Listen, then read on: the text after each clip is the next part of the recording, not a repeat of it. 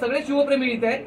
एवढंच सांगा की रत्नागिरीमध्ये हे सिग्नलवरचे कॅमेरे चालू आहेत, हे मंदिरातले कॅमेरे चालू आहेत, हे चालू नाही आहेत. ह्याची मला अपडेट आता ह्याच्यामुळे जबाबदारी पुतळ्यांची आम्ही शिवप्रेमी घेतो, परंतु तुमच्या ताब्यात देणार नाही. तुम्ही कुणालाही वरिष्ठांना सांगा आणि आले ना तर मला लॉ अँड ऑर्डरची परिस्थिती निर्माण होणार नाही. आम्ही नाही कोणाच्या ताब्यात देणार. तुमच्यावरती विश्वास नाही आम्हाला.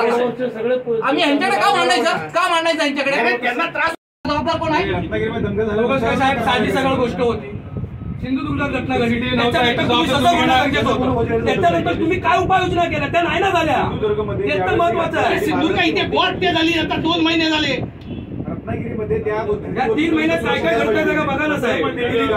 कोणी दिले नाही, पोलीस प्रशासन नाही. साहेब ज्या वेळेला आम्हाला कळतं की एखादी घटना घडली आहे तर आम्ही केलं का अशा घटना घडतायत.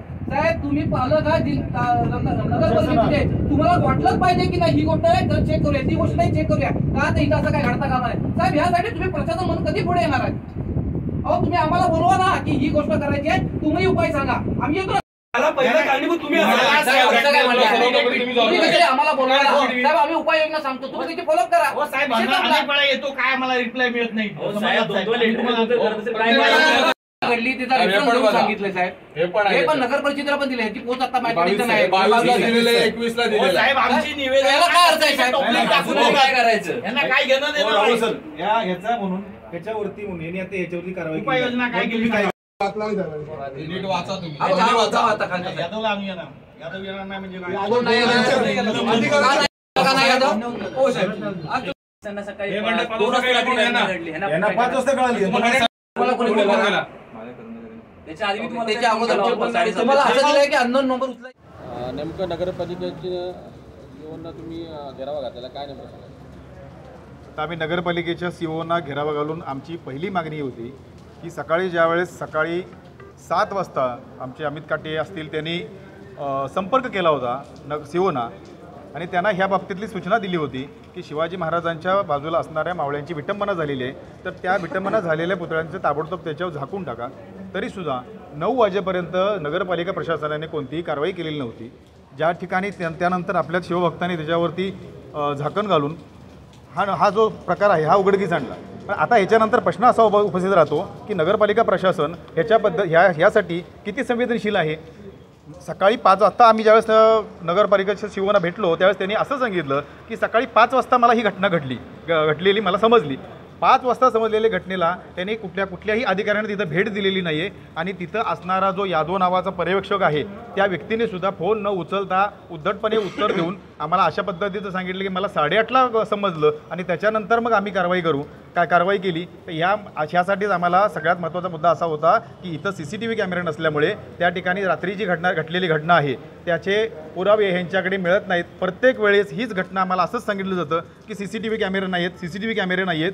अशा घटना वारंवार घडत आहेत. 2021 पासून या घटनेसाठी CCTV कॅमेरे तिथं बसवले जावेत म्हणून आपण त्याच्याकडे प्रशासनाकडे मागणी करतोय वेळोवेळी, तरीसुद्धा ती मागणी मान्य झालेली नाही. एवढं प्रशासन ढिम्म आहे आणि आत्ता त्यासाठीच आम्ही या सगळ्यांना घेराव घातला होता. घेराव घालून आमची मागणी होती की ताबडतोब CCTV तिथं बसवले जावेत, तिथे सुरक्षा रक्षक 24 तास तैनात केला जावा आणि जो ह्या संबंधित अधिकारी आहे त्याला निलंबित केला जावा. त्याप्रमाणे आम्हाला सीओनी लेखी पत्र दिलेलं आहे. त्याच्यामध्ये त्यांनी सांगितलेलं आहे की 24 तासाच्या आतमध्ये CCTV बसवले जातील. जो 24 तासासाठी सुरक्षा रक्षक जो आहे तिथं तैनात आजपासून केला जाईल आणि जो संबंधित अधिकारी आहेत त्या अधिकाऱ्यांचं निलंबन ताबडतोब केलं जाईल. आणि आता 2 दिवसानंतर त्याच्यावर समिती नेमलेली आहे, चौकशी समिती त्यांच्यावर नेमलेली आहे. चौकशी समितीचा अहवाल ते 48 तासात देणार आहेत आम्हाला. 48 तासानंतर आम्ही पुन्हा इथे सीओना भेटायला येणार आहोत.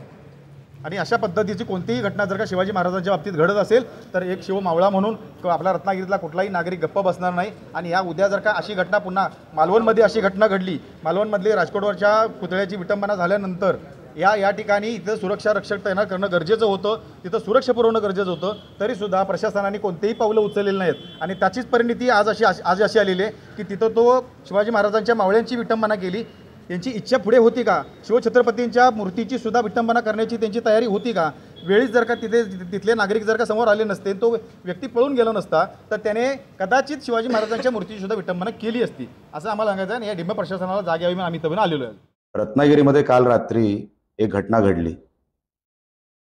मावळ्यांचे पुतळे जे मारुती मंदिराच्या सर्कलमध्ये आहेत, एक गार्डन आणि एक पब्लिक एरिया आहे. त्या पब्लिक एरियामध्ये हे मावळ्यांचे पुतळे तिथे असतात.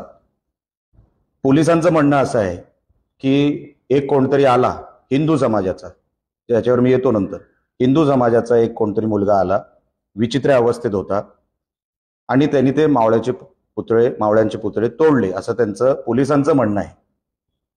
आता जर असा कोणतरी आला, माझा त्याच्यावरती आक्षेप काय की त्यांनी नेमके मावळ्यांचेच पुतळे का तोडले? तो कुठून तरी आला असेल आणि कुठेतरी गेला असेल.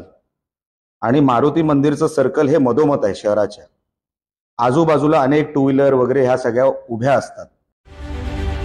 रत्नागिरी 24 न्यूज चॅनलला आताच सबस्क्राईब करा आणि शेअर करायला विसरू नका.